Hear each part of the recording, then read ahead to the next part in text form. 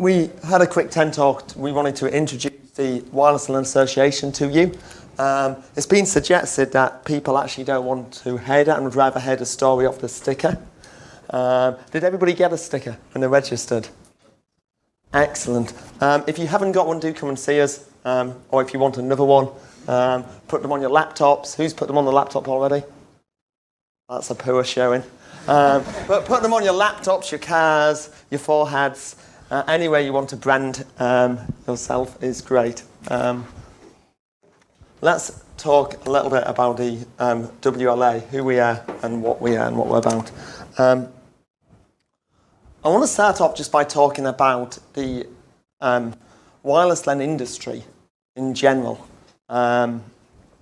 So when we think about the industry that we all work in, we think about different organisations that have an influence in that industry, have an effect on what happens in the industry.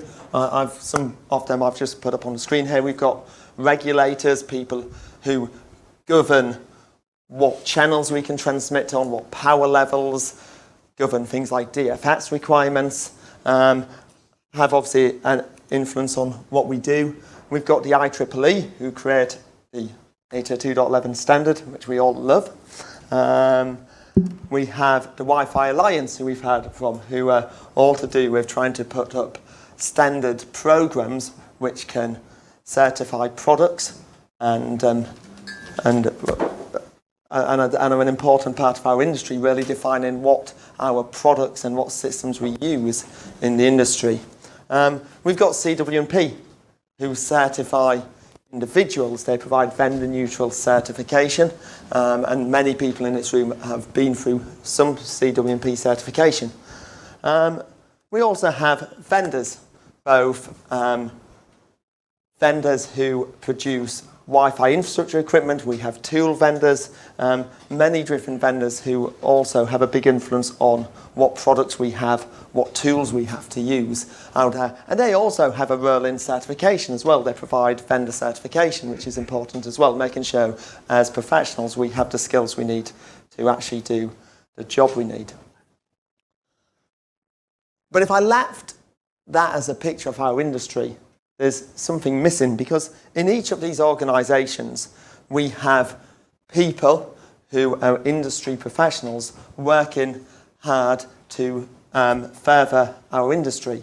But we don't just have industry professionals within the organisations, there's industry professionals all over the place. I'm talking people who are doing wireless LAN design, wireless LAN implementation, wireless LAN assessment, people like you, people like myself, people like everyone here, people who are working for VARs, working for distributors, and we're all there working in the industry.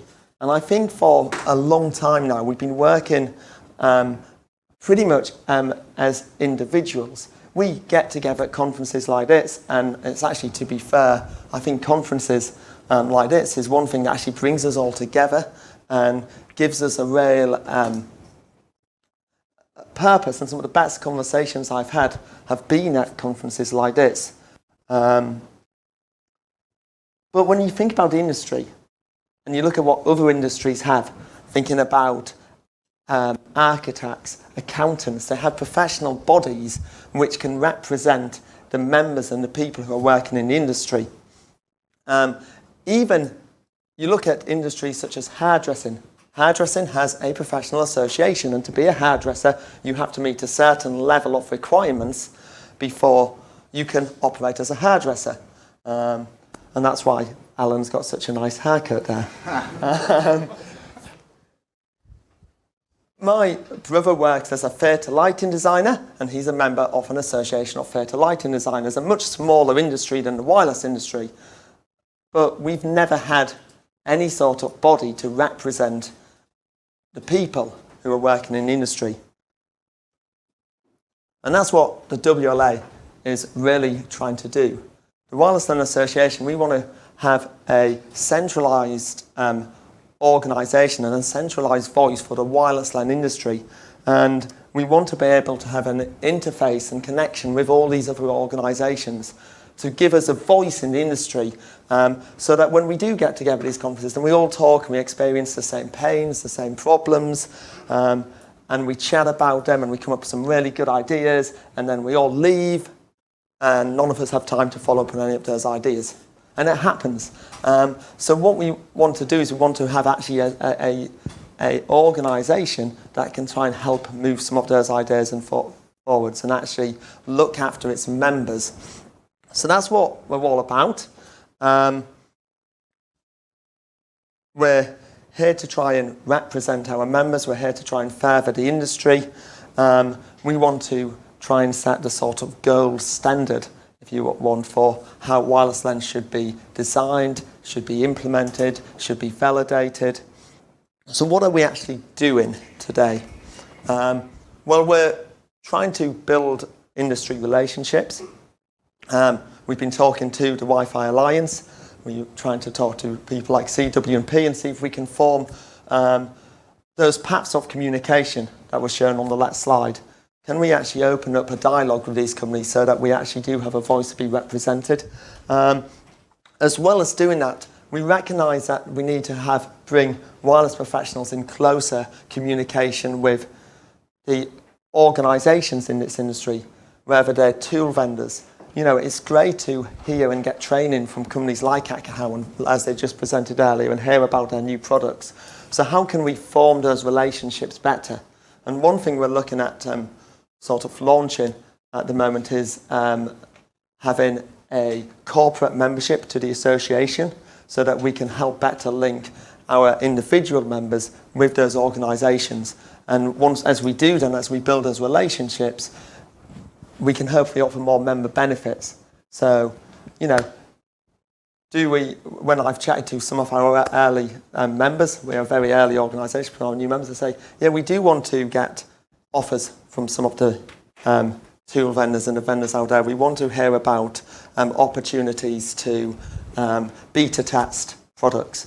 And we want to have those sort of relationships and closer relationships. So we're trying to build that into the association as well. We're also wanting to support the community. We're talking about trying to organise some regional events so that you can get to know professionals who are working and living in your area. You can share knowledge, you can share experiences, and you can potentially support each other as we try and develop benefits. We're also in the business of creating standards, and I want to hand over to Ella to chat a bit about that. Hi, everyone. Thanks, Peter. Thanks very much for that. So one of the things that we're doing and what we're trying to do and what we're trying to achieve is on the screen. We're not here to try and define an actual what is the design standard. We're trying to define a process by which we can successfully design Wi-Fi. And the end goal is for a great customer experience.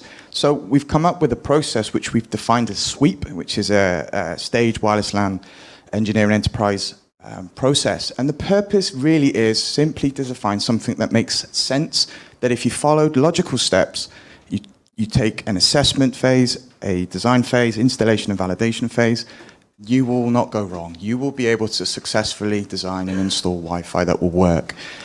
We see a lot of this where there are steps missing. Some people may even cut the corners. They may even not bother doing an assessment. They may just continue on and just do the design. How many times do we hear that no one ever validates their designs? So what we're trying to do is we're trying to define a process that works, that's agreed, that everyone buys into. So when you do join the association, you buy into the ethos that we're trying to generate here, that we're trying to produce. And again, it's just a process. We're not going to define and tell you how to do VoIP designs. We're not going to do that. We're not going to tell you how to do or what is a design for a hospital. That's not what we're about. We're here to try and define good working practices and processes by which we could all adopt into our work ethos and go from there. That's as simple as that. That's what we believe is achievable. We are going to be writing some books which will, extrapolate some of the information when we talk about assessment. What is requirements gathering? What are we doing? What are the obstacles we might actually come across? What types of modeling tools are available to us? How can we better present installation information to our cablers, our installers, so that we know that when they put an AP here, they put an AP here. Okay, so we give them as much information as possible, their orientation of the APs, etc. And again, validation. What are we suggesting in our process? We're not telling you how to do it or what it must consist of. We're just saying, look, this is what we believe is a good step in the right direction to define a process that's, again, widely adopted and endorsed by us all. Does that sound like a reasonable message? Does that sound like something that we could all agree on? Any questions? Do we think that's not the way forward? Do we think there's a better way of doing this? Because we would love to hear your input. We really would. Okay? That's all I really have to say. So thanks very much for Peter putting this together. It's a great job. Cool. Thank you very much. Just very quickly, for more information, do check out our website, which is here. Do check it out, and you'll see there's buttons where you can join and you can become a member. We'd love more members that we can get, and the more we can grow, the more influence and the bigger our voice will be. So come and join in. It's not about us, it's about us all getting together and having a voice. Thank you, Peter. Thank you, Alan.